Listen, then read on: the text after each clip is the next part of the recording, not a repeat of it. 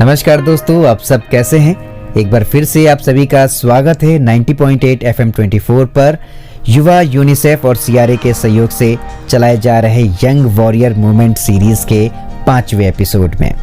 मैं हूं आरजे सनी और आज हम कमजोर या अति संवेदनशील समूहों और आबादी पर फोकस करते हुए कोविड-19 की जटिलताओं के प्रभाव के बारे में बात करने जा रहे हैं। बुजुर्ग, असुरक्षित आबादी, मधुमेह और हृदय या फेफड़ों की बीमारी जैसी पुरानी स्वास्थ्य की परेशानी वाले लोगों को न सिर्फ गंभीर बीमारी विकसित होने का अधिक जोखिम होता है, बल्कि बीमार होने पर उनके मौत का खतरा भी बढ़ जाता है।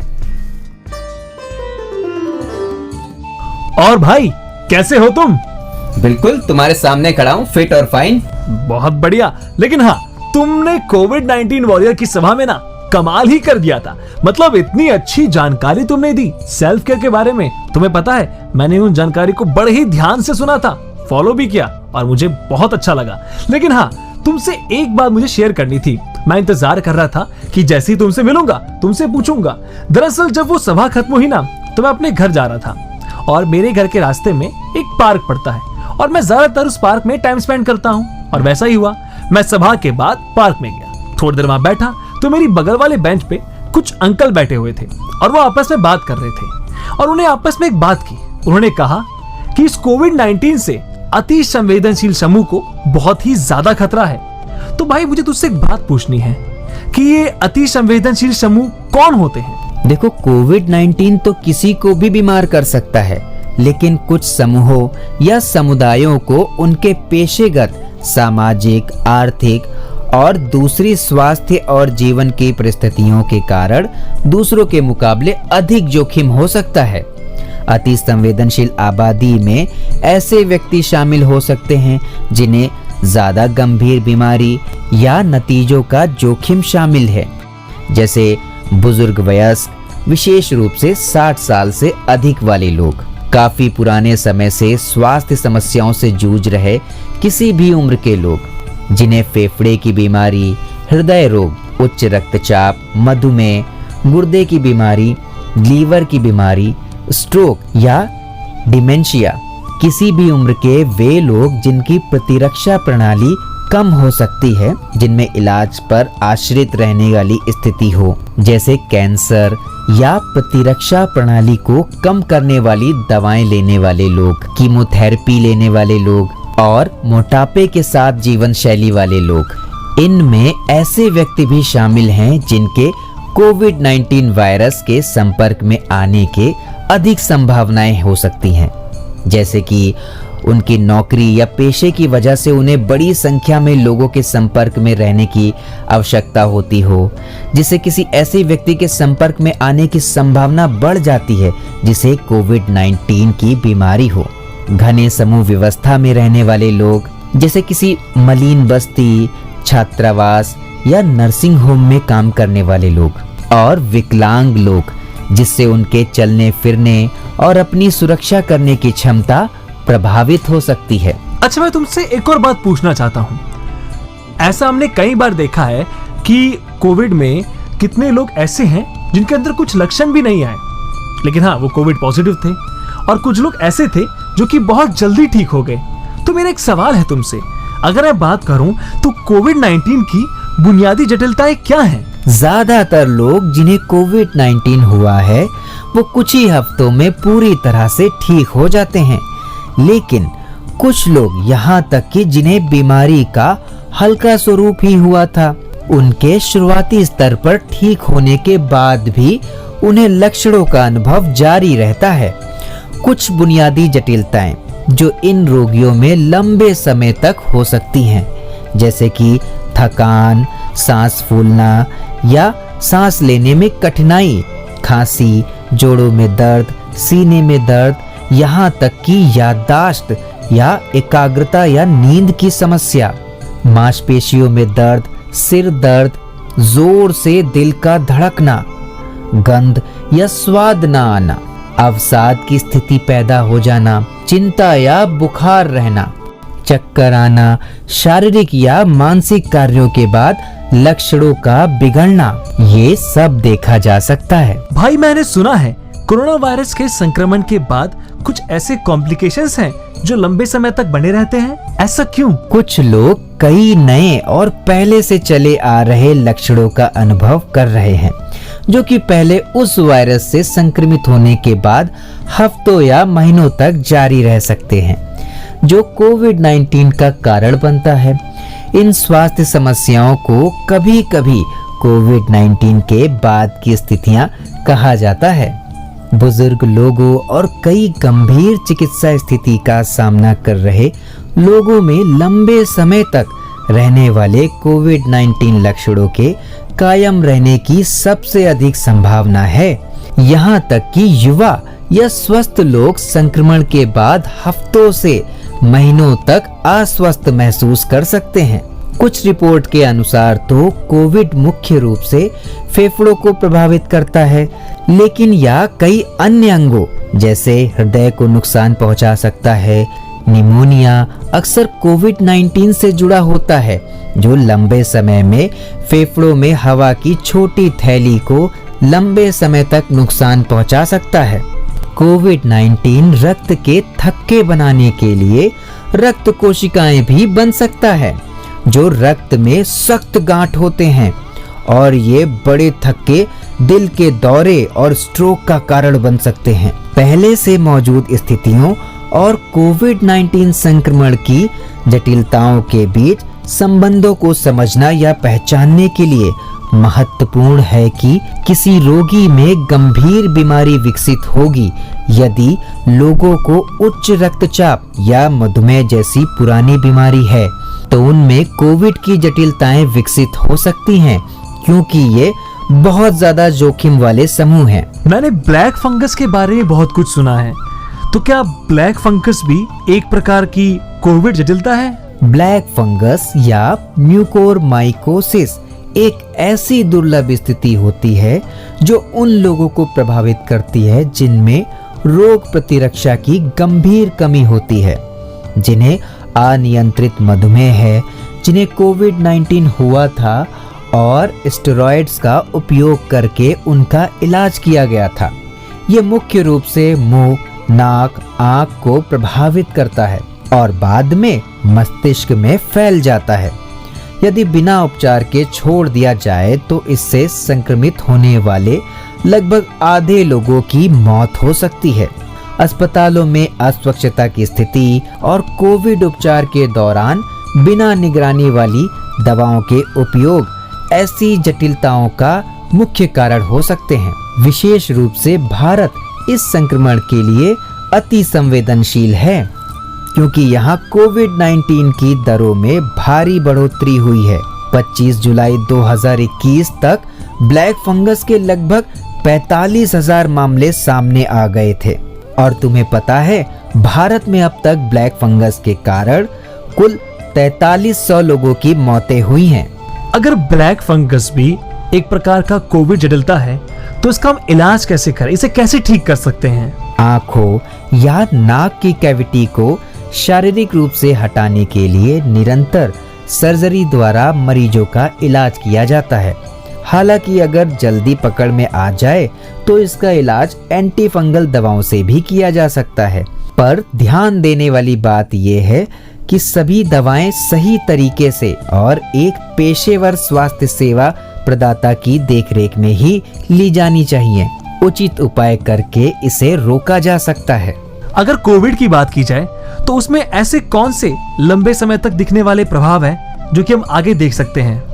इसके अलावा दीर्घकालिक प्रभाव जो कोविड के कारण देखे जा सकते हैं, वो वायरस के प्रतिरोधी रूप हैं। कोविड-19 का कारण बनने वाले वायरस सहित सभी वायरस समय के साथ बदलते हैं। ज्यादातर परिवर्तनों का वायरस के गुणों पर बहुत कम या कोई प्रभाव नहीं पड़ता। कई वायरस खुद को बदल सकते हैं और टीकों या उपलब्ध दवाओं के प्रति प्रतिरक्षित हो सकते हैं, और इसी तरह से संक्रमण को और फैला सकते हैं और मृत्यु दर में बढ़ोतरी का कारण बन सकते हैं। विश्व स्वास्थ्य संगठन द्वारा अल्फा बीटा, गामा और डेल्टा वेरिएंट को चिंता का विषय माना जाता है। अगर ये वजह है तो ऐसी वजह के लिए हमारी क्या जिम्मेदारी है, हमें क्या करना चाहिए, ये भी बताओ। इस क्षेत्र में अभी भी शोध चल रहा है कि कैसे कोविड-19 समय के साथ लोगों को प्रभावित करेगा। शोधकर्ताओं का सुझाव है कि डॉक्टर उन लोगों की बारीकी से निगरानी करते रहें जिन्हें कोविड-19 हुआ था, यह देखने के लिए कि उनके अंग ठीक होने के बाद कैसे काम कर रहे हैं। नोवेल कोरोना वायरस जो कोविड-19 का कारण बनता है, लोगों के जीवन के हर पहलू पर असर करेगा। कमजोर और वंचित समूह अधिक गंभीर रूप से प्रभावित होंगे और इसीलिए विशेष ध्यान देने की जरूरत है। इसीलिए हमें इस महामारी और इसकी जटिलताओं से निपटने के लिए सभी सावधानियां बरतने की जरूरत है और साथ ही लोगों को इसके दीर्घकालिक प्रभावों के बारे में जागरूक करने की भी जरूरत है, ताकि हम और हमारा परिवेश सुरक्षित रहे और कोविड दिशा निर्देशों का पालन हो सके। इसमें शामिल हैं सामाजिक संपर्क और सामाजिक पूंजी का निर्माण करना, काम करने और जीने के नए तरीके तलाशना और संकट के समय में प्रतिकार करने के लिए सार्वजनिक सेवाओं और सामाजिक सुरक्षा जाल की क्षमता को मजबूत करना। ये सुनने में तो बड़ा कमाल का लग रहा है।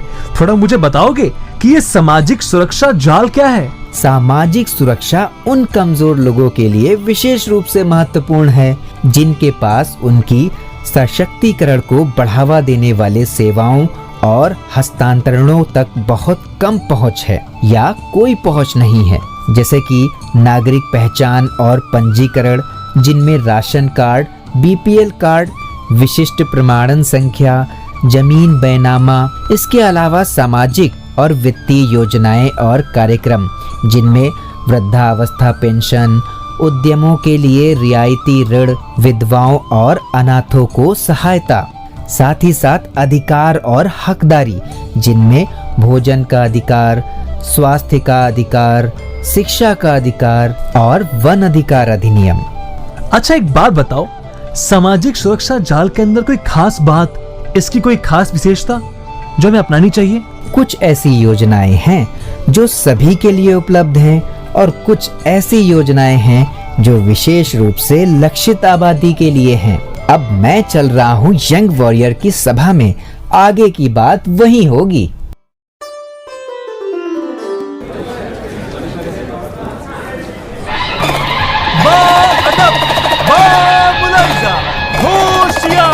आप सभी का करते हैं हम स्वागत FM 24 के दरबार में, जहां यंग वॉरियर के साथ होगी खास बातचीत। आओ साहिल, बैठो। कल यंग वॉरियर की सभा हुई थी, तुम कहाँ थे भाई? हाँ, कहाँ थे? पता है तुमने कितनी सारी चीजें मिस कर दी। क्या बताऊं भाई, कल मेरे दोस्त का एक्सीडेंट हो गया था, वो चल भी नहीं पा रहा है और उसके घर की आर्थिक स्थिति भी अच्छी नहीं है। तो तुम्हें प्रधानमंत्री सुरक्षा बीमा योजना के बारे में नहीं पता? नहीं, ये क्या है? इस योजना के तहत अगर किसी की भी हादसे में या दुर्घटना में तुम्हारा मित्र या कोई भी नागरिक आंशिक दिव्यांग हो जाता है तो उसे सरकार द्वारा 1 लाख तक की सहायता दी जाएगी। वहीं अगर कोई पूर्ण दिव्यांग या किसी का निधन हो जाता है तो सरकार द्वारा 2 लाख तक की सहायता दी जाएगी। अरे वाह, मैं आज ही अपने दोस्त को जाके बताऊंगा। हाँ, इसी तरह और भी ऐसी कई योजनाएं हैं जिनके बारे में हमें कुछ पता ही नहीं है, जैसे किशोरी शक्ति योजना। किशोरी शक्ति योजना ये क्या होती है? जैसा कि तुम्हें पता है कि हमारा देश महिला विकास की ओर इतनी तेजी से बढ़ रहा है, तो उसी को मद्देनजर रखते हुए ministry of women and child development ने इस योजना की शुरुआत की है। यह योजना उन लड़कियों के लिए है जिनकी उम्र 11 से 18 वर्ष तक है।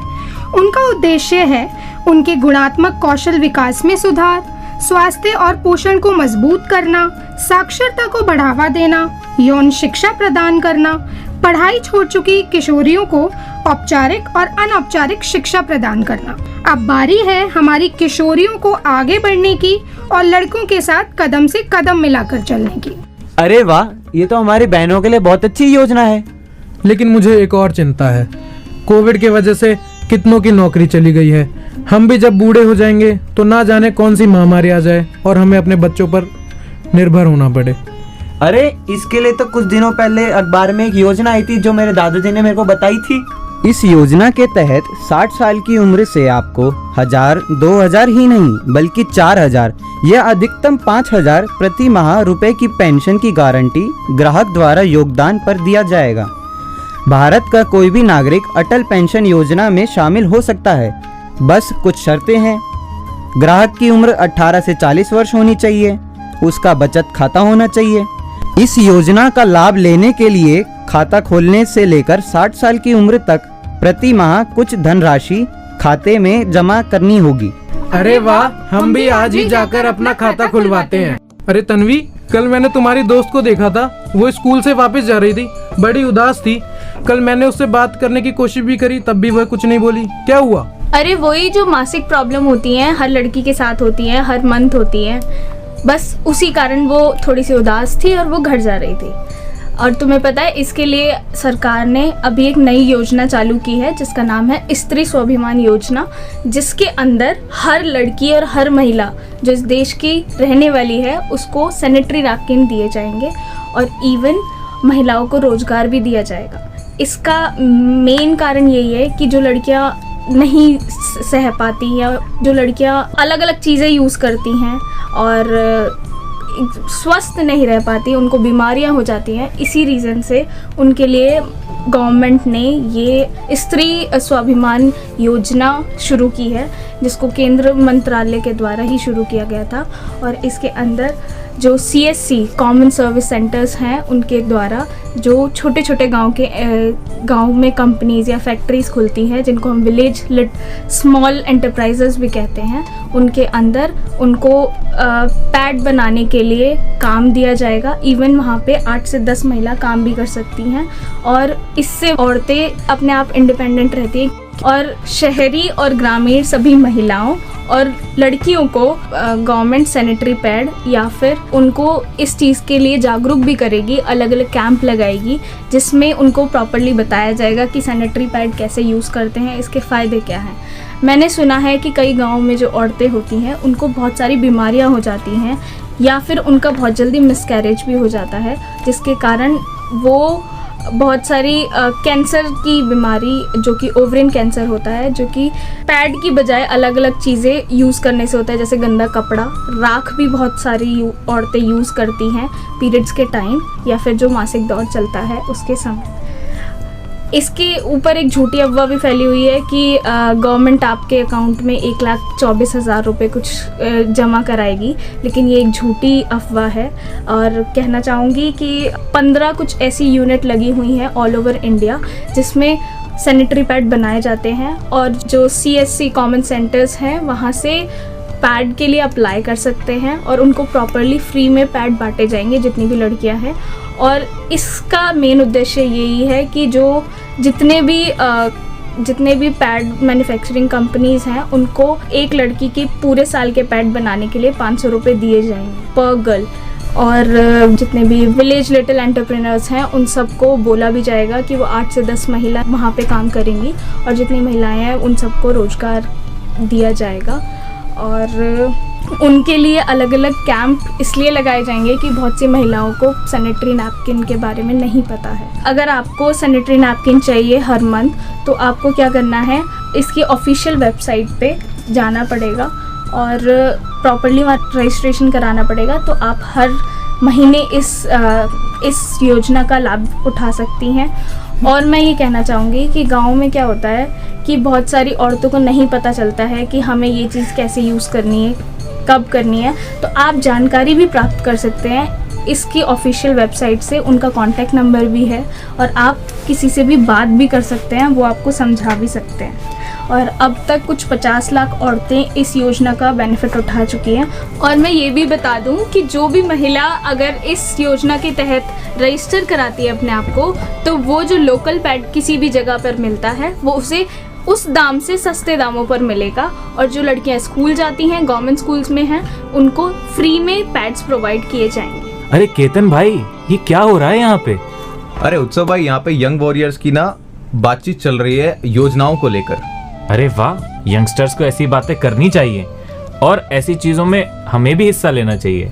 वैसे तुमको पता है क्या कोई योजना के बारे में? हाँ, मेरे पास एक योजना है जिसके बारे में कोई भी बात करने में इंटरेस्टेड नहीं होता है। क्यों भाई, ऐसी कौन सी योजना है? योजना का नाम है लिंग कार्यकर्ता योजना। लिंग कार्यकर्ता योजना? ये कौन सी योजना है? It means sex education. Sex education, ओ। इस योजना के अंतर्गत हम लोग गांव में और सब जगह कॉन्डम को लेके अवेयरनेस फैलाते हैं, जिससे कि अगर हम विदाउट कॉन्डम सेक्स करते हैं तो बहुत सारी प्रॉब्लम्स हो जाती हैं, सेक्सुअल ट्रांसमिटेड डिजीज, उनको ये चीज़ें कम कर सकती है। इस योजना के अंदर हम ये अवेयरनेस फैलाते हैं। जैसे कि एड्स भी हो सकता है किसी को अगर कोई विदाउट कॉन्डम सेक्स करता है तो। क्या एड्स जानलेवा बीमारी है? हाँ, क्यों नहीं। एड्स बहुत बहुत बड़ी बीमारी है। अगर इसको हम लोग ध्यान ना दें तो वक्त आने पर अगर इसका इलाज ना हो तो ये बहुत बड़ी बीमारी है।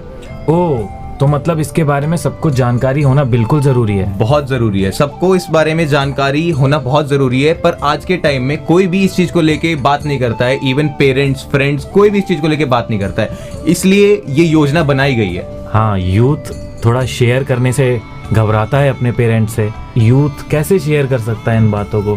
क्या पेरेंट्स उनकी बात को समझेंगे?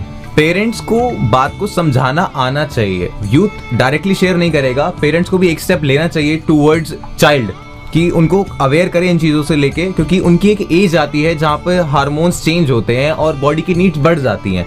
सही बात है। हार्मोन चेंज से मेरे को भी एक योजना का याद आया, जो कि है शराब और मादक पदार्थ के सेवन की रोकथाम और सामाजिक रक्षा सेवाओं के लिए योजना। अच्छा, इस योजना के अंतर्गत आता क्या है? इस योजना के अंतर्गत नशा मुक्ति शिविरों में शामिल गैर सरकारी संगठन को वित्तीय सहायता दी जाती है और उसी के साथ साथ में बच्चों को, आश्रित महिलाओं को और उच्च जोखिम वाले समूह को भी शामिल किया गया है। वैसे नशा मुक्ति केंद्र होता क्या है? नशा मुक्ति केंद्र एक ऐसी जगह है जहां पे लोगों को, जिनको नशे की बहुत ज्यादा आदत हो चुकी है, उन लोगों के नशे को छुड़वाया जाता है। उसके लिए कई तरीके के प्रयास किए जाते हैं, उन्हें समझाया जाता है और भी कई अलग अलग तरीके की चीजें उनके साथ होती हैं। क्या छोटे बच्चों और महिलाओं के लिए अलग नशा मुक्ति केंद्र होता है या फिर सेम? जी, जो मुक्ति केंद्र है ये अलग अलग होते हैं। ये डिपेंड करते हैं कि वो बच्चे हैं या महिलाएं हैं या फिर कोई और अन्य, जैसे मैंने आपको बताया कि उच्च जोखिम वाले जो भी समूह हैं। सरकार नशा मुक्ति के लिए आर्थिक सहायता करती है और उसी के साथ साथ में जिन लोगों को नशे की बहुत ज़्यादा लत लग चुकी है, उन लोगों को घरों से लेके आती है, उन लोगों को शामिल करती है। ढूंढते हैं वो लोग ऐसे लोगों को, जो लोग मतलब ऐसे नशे में हैं, उन लोगों को ढूंढते हैं ताकि उनके साथ में सही तरीके उनका जीवन को सही किया जाए। यार, ये योजना तो बहुत अच्छी है। हमें इस योजना के बारे में बहुत ज़्यादा अवेयरनेस फैलानी चाहिए। बिल्कुल बिल्कुल फैलानी चाहिए। और जो तुमने योजना बताई है वो भी काफ़ी ज़रूरी है। हाँ यार, वो योजना तो बहुत ज़रूरी है, क्योंकि उसके बारे में अगर मैं आपको एक बात बताता हूँ, अगर ड्यूरिंग सेक्स अगर कोई भी इंसान इन्फेक्टेड होगा तो उनके बच्चों में भी वो बीमारी जाएगी और इससे जनरेशन खराब होगी, जिससे कि आने वाला यूथ खराब होगा। और हम नहीं चाहते कि इंडिया का यूथ खराब हो। बिल्कुल सही कहा आपने, ये बात तो मेरे को बहुत अच्छी लगी। क्या बातें कर रहे हो तुम दोनों? कुछ नहीं, वही जो तुम कर रही थी, योजनाओं के बारे में बता रहे हैं। अच्छा, मुझे ऐसा लगता है कि योजनाओं होने से कोई वो नहीं होता जब तक वो लोगों को पता नहीं चलती। जब लोगों को पता चलेंगी तभी कुछ हो पाएगा। तो चलो साथ मिलकर इस योजनाओं के बारे में, इन चीज़ों के बारे में लोगों को बताते हैं। चलो साथ में चलते हैं और नया भारत का निर्माण करते हैं। और ये पहल करनी हमें ही पड़ेगी, क्योंकि हम हैं यंग वॉरियर्स। भाई, आज की यंग वॉरियर सभा में योजनाओं की चर्चा खूब हुई, लेकिन अभी कुछ और यंग वॉरियर्स हैं जिन्हें मैं आपसे मिलवा रहा हूँ। ये यंग वॉरियर्स इस सभा का हिस्सा तो नहीं है, लेकिन अपने कुछ संदेश आप तक पहुँचा रहे हैं। तो चलिए मिलवाते हैं आपको एक एक करके। नमस्कार श्रोतागण, मैं आयुष यंग वॉरियर आज आप सबको एक बहुत खास योजना के बारे में बताऊंगा। ये महत्वाकांक्षी योजना है बेटी बचाओ बेटी पढ़ाओ। आपको बता दें, इस योजना का उद्देश्य लिंग अनुपात को कम करना, महिला सशक्तिकरण को बढ़ावा देना और लिंग असमानता को दूर करना है। योजना के तहत बच्चियों को शिक्षा उपलब्ध कराने और उनकी समाज में भागीदारी को बढ़ाने के प्रयास किए जाते हैं। इस योजना के अंतर्गत अगर आप हर महीने अकाउंट में 1000 रुपए जमा करते हैं तो साल भर में ये रकम 12,000 हो जाएगी। 14 साल में कुल रकम 1,68,000 होगी। फिर अकाउंट के 21 साल बाद आपकी बेटी को 6 लाख रुपए से अधिक मिलेंगे। बैंक में जमा किए जाने वाले पैसे मिलने पर लड़कियां उच्च शिक्षा हासिल कर सकती हैं। वह इन पैसों से अपना भविष्य संवार सकती हैं। आइए जानते हैं बेटी बचाओ बेटी पढ़ाओ योजना की रणनीति। इस योजना को 2 घटकों में बांटा गया है। पहला, देशव्यापी अभियान चलाकर बाल लिंग अनुपात में गिरावट को कम करना। दूसरा, 2011 की जनगणना के अनुसार निम्न लिंग अनुपात वाले 100 जिलों में काम करना, जिसमें सभी राज्य और केंद्र शासित प्रदेश शामिल हैं। हालांकि अब सरकार इसे देश के अन्य जिलों में भी शुरू करने जा रही है। योजना के लिए क्या योग्यता होनी चाहिए? योजना का लाभ उठाने के लिए बालिका की नागरिकता भारतीय होनी चाहिए। बेटी का किसी भी बैंक में खुद का सुकन्या समृद्धि अकाउंट होना चाहिए और उम्र 10 साल से कम होनी चाहिए। आइए जाने BBBP यानी कि बेटी बचाओ बेटी पढ़ाओ योजना के लिए आवेदन कैसे करें। उस बैंक या पोस्ट ऑफिस में जाएं जहां इस पर काम होता है। सुकन्या समृद्धि अकाउंट का आवेदन फॉर्म भरें और इसमें जरूरी दस्तावेज अटैच करें। दस्तावेजों को जमा कर अपनी बेटी के नाम से अकाउंट खुलवाएं। आप चाहें तो महिला एवं बाल विकास मंत्रालय की आधिकारिक वेबसाइट पर जाकर भी आवेदन कर सकते हैं। नमस्कार, मैं प्राची वाशने यंग वॉरियर और मैं आज आपके साथ एक खास योजना के बारे में बात करना चाहती हूँ। इस योजना का नाम है जननी सुरक्षा योजना।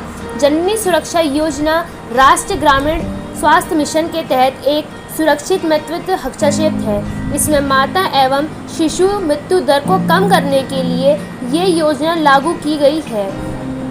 ये योजना 8 राज्यों में शुरू हुई है।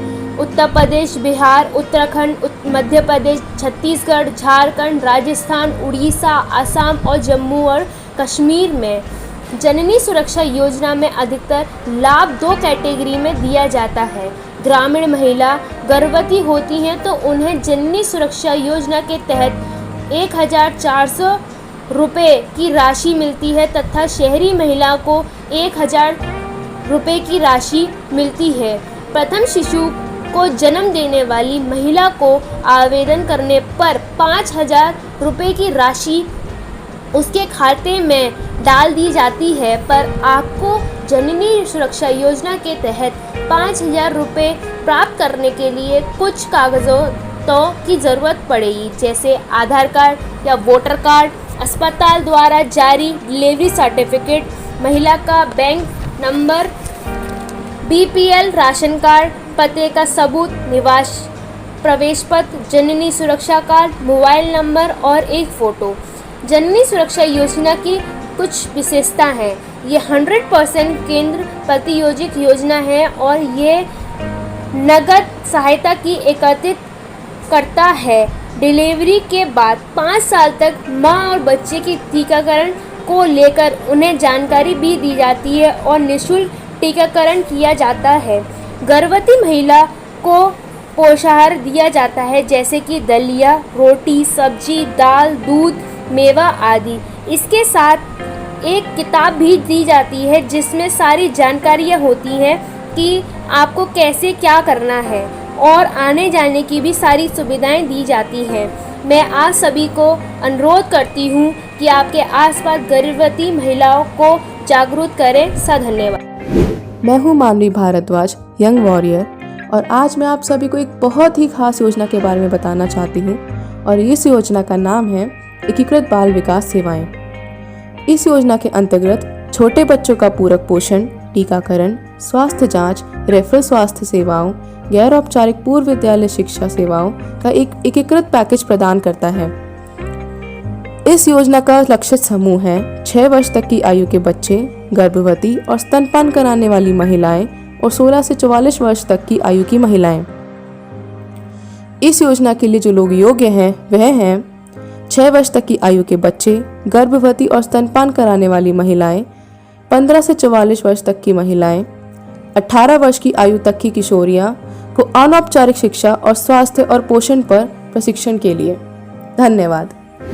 हेलो गाइस, मैं हूं सुशांत शर्मा, एक यंग वॉरियर, और आज मैं आपको एक बहुत ही खास हेल्पफुल स्पेशल योजना के बारे में बताऊंगा जिसका नाम है आयुष्मान भारत योजना। सबसे पहले इसका मतलब समझते हैं। आयुष्मान भव, हमारे बड़े बुजुर्ग जैसे कहते हैं आयुष्मान भव यानी कि लॉन्ग लिव, और भारत मतलब भारत के लोग। तो इन अ ब्रीफ अगर मैं कहना चाहूँ, long live for the people of India. तो वो कैसे होगा? सबसे पहले हम उनको दे सके बेटर हेल्थ केयर, और साथ उनका फाइनेंशियल बर्डन कम कर सके हम उसके ऊपर। तो ये इसी के ऊपर ये योजना बात करती है और इम्प्लीमेंट करती है। ये हमारा 2018 में आई थी प्रधानमंत्री नरेंद्र मोदी जी के द्वारा, और ये एक अपग्रेडेड वर्जन है अपनी राष्ट्रीय स्वास्थ्य बीमा योजना का। तो इसके जो अपना बेनिफिशरीज हैं, इसके बेनिफिट जिनको मिलेंगे वो है अपने पुअर और ड्राइव्ड हाउसहोल्ड, और उनका अगर हम कैटेगराइज करें तो वो हम करते हैं अपने सोशियो इकोनॉमिक कास्ट सेंसस 2011 के द्वारा। और साथ ही जो लोग अपने राष्ट्रीय स्वास्थ्य बीमा योजना में जुड़े थे वो, तो इसमें जुड़ेंगे कैसे हम? सबसे पहला सवाल ये बनता है। तो इसके लिए हम या तो गूगल प्ले स्टोर से ऑनलाइन एक ऐप डाउनलोड कर सकते हैं जिसका नाम है मैं आयुष्मान भारत, वहाँ पर रजिस्टर कर सकते हैं, या फिर अपने नज़दीकी वो जन जीवन केंद्र में अपने दस्तावेज ले जाके कर सकते हैं। तो इसके अंदर क्या क्या है मैं उसके बारे में बात करना चाहूँगा। सबसे पहला है अपना हेल्थ केयर।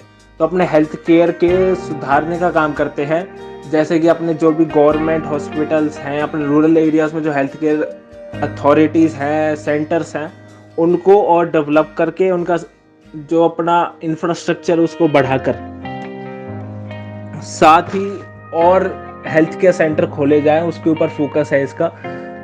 अपने देश में करीब 1.5 लाख और हेल्थ केयर खुल सके, इसका फोकस उसके ऊपर है। अब ये फाइनेंशियल बर्डन कैसे कम करेगा? तो ये उसके इस प्रकार कम करेगा कि अपने जितने भी पुअर फैमिलीज परिवार हैं उनको 5 लाख तक का फ्री मेडिकल हेल्थ केयर का बीमा देगा, जिसमें वो किसी भी सरकारी व प्राइवेट अस्पताल में जाके अपने उस बीमा का लाभ उठा सकते हैं और अपने 5 लाख रुपए तक का इलाज करवा सकते हैं। तो ये इसी चीज़ के ऊपर बात करती है। साथ ही इसमें एक फन फैक्ट मैं बताना चाहूँगा कि ये जो योजना है रांची झारखंड, हमारे महान खिलाड़ी महेंद्र सिंह धोनी जी के होम टाउन में जब ये लॉन्च हुई थी, तो ये एक छोटा सा फन फैक्ट है मेरे हिसाब से। तो ये इसी के बारे में बात करती है कि कैसे हम अपने हेल्थ केयर को आगे बढ़ा सकते हैं और अपने बर्डन को कम कर सकते हैं पुअर और जो अपने रूरल एरिया के पीपल हैं। तो नमस्कार, मैं आपसे विदा लेता हूँ, और ऐसी ही और योजनाओं के लिए जुड़े रहिए हमसे। नमस्कार, मैं हूँ देवांशी चतुर्वेदी, यंग वॉरियर, और आज मैं आप सभी को एक योजना के बारे में बताऊंगी।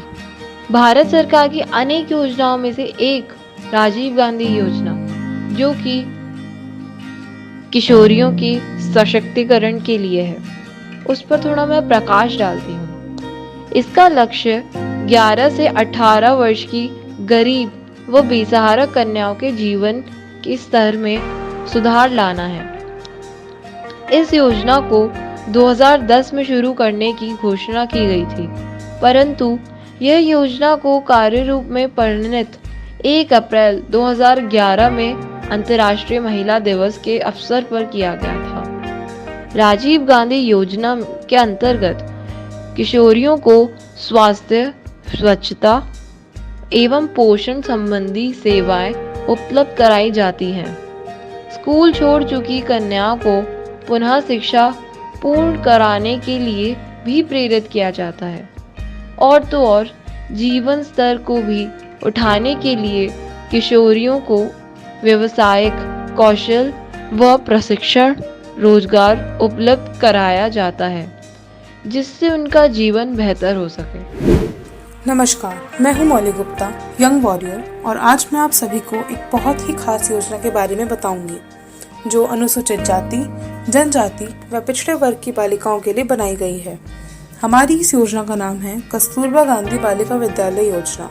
यह योजना मुख्य रूप से अनुसूचित जाति अनुसूचित जनजाति, अन्य पिछड़ा वर्ग और अल्पसंख्यक समुदायों की लड़कियों के लिए प्राथमिक स्तर पर आवासीय विद्यालय स्थापित करने के लिए शुरू किया गया है।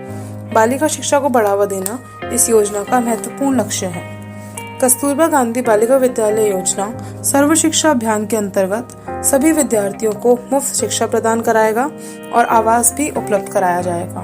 किताबें, स्कूल यूनिफॉर्म तथा पढ़ाई से जुड़ी सभी चीजें मुफ्त में उपलब्ध कराई जाएंगी। प्रति माह बालिकाओं के व्यक्तिगत बैंक खाते में 100 रुपये जमा कराए जाएंगे ताकि उनकी जरूरतमंद चीजों को पूरा किया जा सके। कस्तूरबा गांधी बालिका विद्यालय उन परिवारों की बच्चियों को पढ़ाई पूरी करने में सहायता करता है जो किसी कारणवश पढ़ाई बीच में छोड़ देती हैं। इस योजना के लिए विद्यालय खोलने के लिए ऐसे स्थानों का चयन किया जाता है जहां पर पिछड़े और गरीब परिवारों की बेटियां भी आसानी से पहुंच सके। विद्यालय में प्रवेश के लिए हर साल परीक्षाएं आयोजित कराई जाती हैं। उनमें से उच्च रैंक लाने वाली बालिकाओं को प्राथमिक तौर पर एडमिशन दिया जाता है। नमस्कार, मैं हूं निखिल, एक यंग वॉरियर, और आज मैं आपको एक बहुत हेल्पफुल योजना के बारे में बताने वाला हूं। यह योजना है प्रधानमंत्री कौशल विकास योजना। इस योजना का उद्देश्य भारतीय युवाओं को टेक्निकल व नॉन टेक्निकल सेवा योग्य स्किल्स में ट्रेनिंग देकर उन्हें बेहतर आजीविका हासिल करने में सक्षम बनाना। यह एक फ्लैगशिप योजना है national skill development corporation NSDC के द्वारा, जिसने साल 2016 से 2020 के अंतराल में 10 मिलियन युवाओं को ट्रेन किया है। इस योजना के तहत दी जाने वाली training national skill qualification framework NSQF व इंडस्ट्री लेड स्टैंडर्ड पर आधारित है। प्रधानमंत्री कौशल विकास योजना के अनेक भाग हैं, जैसे कि short term training, recognition of prior learning, special projects, Kaushal and Rozgar Mela, placement guidelines and monitoring guidelines. इस योजना के आवेदन के लिए कुछ नियम हैं। योजना में किसी भी स्टेट से बेरोजगार व स्कूल या कॉलेज ड्रॉप आउट नामांकन कर सकते हैं। आवेदक के आधार कार्ड और बैंक अकाउंट होना जरूरी है। आवेदक के पास वेरीफाइबल अल्टरनेट आईडी जैसे कि पैन या वोटर आईडी होना जरूरी है अगर वह नॉर्थ ईस्ट रीजन या जम्मू एंड कश्मीर का रहने वाला है। SSC संबंधित नौकरी के मापदंड अलग अलग हो सकते हैं नौकरी के अनुसार। कॉलेज स्टूडेंट इस योजना के लिए उपयुक्त नहीं है। प्रधानमंत्री कौशल विकास योजना का लाभ प्राप्त करने के लिए आपको ऑनलाइन PMKVY की ऑफिशियल वेबसाइट pmkvyofficial.org पर रजिस्टर करना होगा। इसके बाद वेब पेज पर आपको अपनी बुनियादी जानकारी जैसे कि नाम, ईमेल, एजुकेशन, एड्रेस इत्यादि देना होगा। आगे आपको 40 कोर्सेज में से कोई भी एक कोर्स अपनी इच्छा अनुसार सिलेक्ट करना होगा। आखिर में आपको अपना ट्रेनिंग सेंटर सिलेक्ट करना होगा। अब आप योजना का लाभ उठा सकते हैं। धन्यवाद। नमस्कार, मैं हूं भूमिका शर्मा, यंग वॉरियर। आज मैं आपको एक महत्वपूर्ण योजना के बारे में सूचित करूंगी, जो कि हाल ही में मानव संसाधन विकास मंत्रालय ने उच्च शिक्षा प्राप्त युवकों के प्रशिक्षण एवं कौशल विकास के लिए श्रेयस कार्यक्रम की शुरुआत की है। इस योजना से युवाओं को रोजगार प्राप्त करने और देश की प्रगति में योगदान करने में सहायता मिलेगी। इस योजना के माध्यम से आने वाले सत्र के सामान्य स्नातकों को उद्योग शिक्षता अवसर प्रदान करने के लिए उच्च शिक्षा के युवाओं के लिए प्रशिक्षण और कौशल की योजना शुरू की गई है। देश के डिग्रीधारी छात्रों को अर्थव्यवस्था की ज़रूरत के लिए अधिक कुशल, सक्षम, रोजगार परक को संगठित किए जाने की ज़रूरत है ताकि वे देश की प्रगति में अधिकतम योगदान कर सकें और लाभकारी रोजगार भी प्राप्त कर सकें। इस योजना के उद्देश्य हैं उच्च शिक्षा प्रणाली सीखने की प्रक्रिया के दौरान छात्रों में रोजगार प्रासंगिकता की शुरुआत कर उनकी क्षमता में सुधार करना, छात्रों को समय की मांग के अनुसार प्रगतिशील तरीके से कौशल प्रदान करना, उच्च शिक्षा के दौरान सीखने के साथ आय अर्जन सुनिश्चित करना, सरकार के प्रयासों को सुविधाजनक बनाने के साथ ही छात्र समुदाय को रोजगार से जोड़ना। नमस्कार दोस्तों, मैं हूं केतन, यंग वॉरियर। आज मैं आपको बहुत ही अच्छी योजना के बारे में बताने जा रहा हूं, जिसका नाम है प्रधानमंत्री जीवन ज्योति बीमा योजना। ये योजना 9 मई 2015 को इंट्रोड्यूस करी गई थी भारत सरकार द्वारा। ये योजना लाइफ इंश्योरेंस के ऊपर है, जिसके अंदर किसी भी इंसान को 55 साल की उम्र तक अगर किसी भी कारण से मृत्यु हो जाती है तो उसको या उसकी फैमिली को 2 लाख तक का जीवन बीमा प्रोवाइड करवाया जाएगा from the side of government. इस योजना के लिए अप्लाई करने के लिए आपकी एज एटलीस्ट 18 होनी चाहिए, 18 टू 50 के बीच में होनी चाहिए, और आपको ये क्लेम करने के लिए आपकी एज एटलीस्ट 55 तक होनी चाहिए। मतलब अगर आप 55 तक आपकी डेथ होती है किसी भी अनसर्टेनिटी की वजह से due to COVID and all, तो आपको आपकी फैमिली को 2 लाख का बीमा प्रोवाइड कराया जाएगा। आज के टाइम में वैसे भी कोविड चल रहा है, तो कोविड के चलते ही इस योजना के ऊपर ज़्यादा जोर दिया जा रहा है, जिससे कि कोविड के चलते काफ़ी लोगों की जॉब चली गई है और कई बेचारे मजदूर नहीं कमा पा रहे हैं ड्यू टू कोविड। तो वो लोग इस बीमा में अप्लाई कर सकते हैं इन केस, भगवान ना करे ऐसा किसी के साथ हो, बट इन केस अगर उनको कुछ हो जाए तो एटलीस्ट उनके फैमिली के पास एक पर्टिकुलर अमाउंट तो हो अपना फ्यूचर खाने पीने और फ्यूचर के लिए, थोड़े बहुत टाइम के लिए। अब बताता हूँ इस योजना को आप अप्लाई कैसे कर सकते हो। इस योजना के लिए आपकी एज एटलीस्ट 18 होनी चाहिए एनरोल करने के लिए, अप्लाई करने के लिए, और इस योजना की फ़ीस है 330 rupees, only 330 rupees per year. इस योजना के अंदर आपको देने होंगे 330 रुपीज़, जो कि आपके अकाउंट से ऑटो डेबिट हो जाएंगे हर साल। और इस योजना में अप्लाई करने की डेट्स हैं 1 जून से लेके 31 मई तक। हर साल 1 जून से लेके 31 मई तक इस योजना को अप्लाई करने की डेट्स होती है, जिसमें कि आपकी मेडिकल जांच करी जाएगी बीमा खरीदने से पहले कि किसी भी प्रकार की आपको बीमारी तो नहीं है, क्योंकि इस बीमा के अंदर कुछ कंडीशंस भी हैं कि अगर आपको किसी भी टाइप की बीमारी होती है और आप फिर डाई हो जाते हो ड्यूरिंग बीमारी, तो आपको वो क्लेम मिलेगा, फिर भी क्लेम आपको मिलेगा कि आप फिर भी इट्स लाइक कि टेस्ट तो होगा हर चीज़ से पहले, बीमा से पहले आपका टेस्ट होगा, पता लग जाए, जिससे कि आपको भी आपकी बॉडी के बारे में कि क्या सीन है। और इस बीमा का उद्देश्य ये था कि हर एक नागरिक तक ये जीवन बीमा पहुंचाया जाए, क्योंकि हर एक इंसान वो 30 हज़ार 40 हज़ार का जीवन बीमा नहीं ले सकता।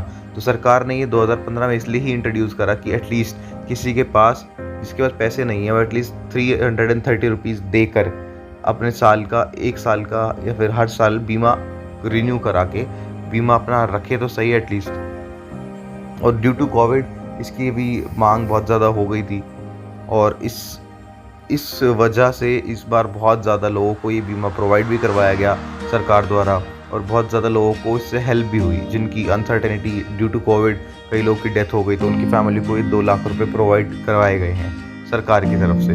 बस उनकी खाते से सिर्फ और सिर्फ 330 रुपये कटे हैं हर साल। और अब मैं आपको बताता हूँ कि ये बीमा आप किन किन शर्तों में क्लेम नहीं कर सकते। कुछ शर्तें भी हैं, क्योंकि किसी चीज़ की कोई अच्छी चीज़ें होती हैं तो कुछ कॉन्सिक्वेंसेस भी होते हैं। तो इसकी सिर्फ 3-4 शर्तें हैं कि आप इन कंडीशंस में आप इनको क्लेम नहीं कर सकते इस इंश्योरेंस को। फर्स्ट, अगर आप इसको अप्लाई करने के 45 डेज़ के अंदर मर जाते हो या फिर कुछ अनसर्टेनिटी हो जाती है, तब आप इस बीमा को अप्लाई नहीं कर सकते, क्लेम नहीं कर सकते, सॉरी, क्योंकि कुछ कंडीशंस हैं इन प्रोसेस आने के लिए, उसको 45 डेज़ लग जाते हैं, ऑन पेपर आने के लिए 45 डेज़ लग जाते हैं अप्लाई करने के। तो 45 डेज़ तक आपका कोई रिकॉर्ड नहीं होता ज़्यादा, तो इसलिए आपको 45 डेज़ लग जाएंगे। 45 डेज़ तक अगर आपको कुछ भी हो जाता है तो आपको पहली चीज़ ये क्लेम नहीं कर सकते। नंबर 2, अगर किसी भी कारणवश आपका जिस खाते से ये अटैच है वो खाता बंद हो गया, तब आप इस इंश्योरेंस को क्लेम नहीं कर सकते।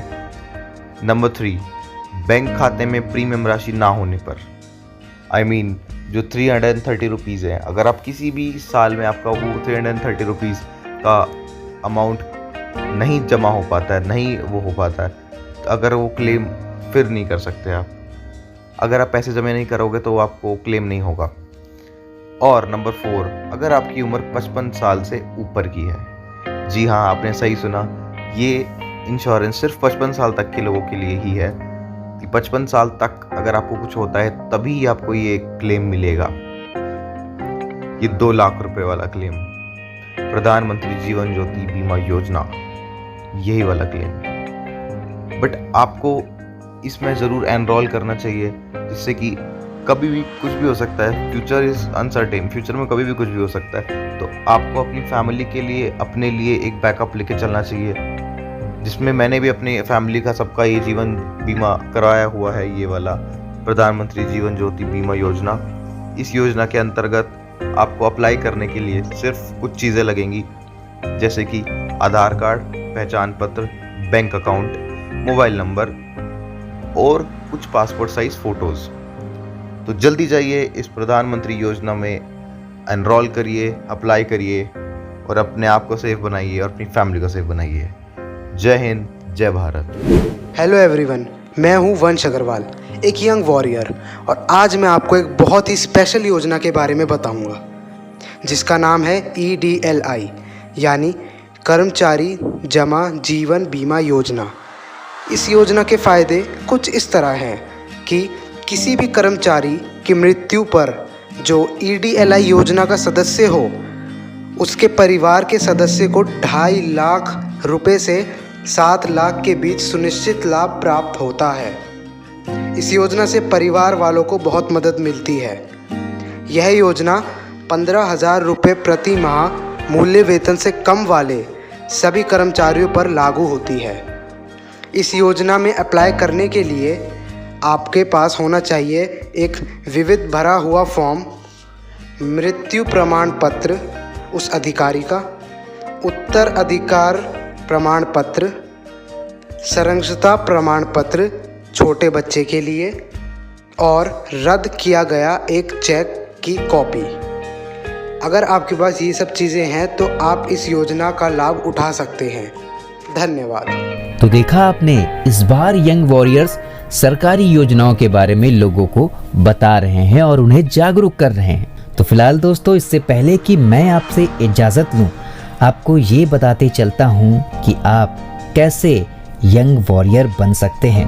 आप चाहें तो व्हाट्सएप पर युवा टाइप करें और इसे 9650414141 पर भेजें, जिससे आपको रजिस्टर करने और कार्यों को करने के लिए प्रेरित किया जाएगा। अगर आप टेलीग्राम यूज करते हैं तो यू रिपोर्ट इंडिया के लिए खोजें, स्टार्ट पर क्लिक करें और पंजीकरण प्रक्रिया का पालन करें।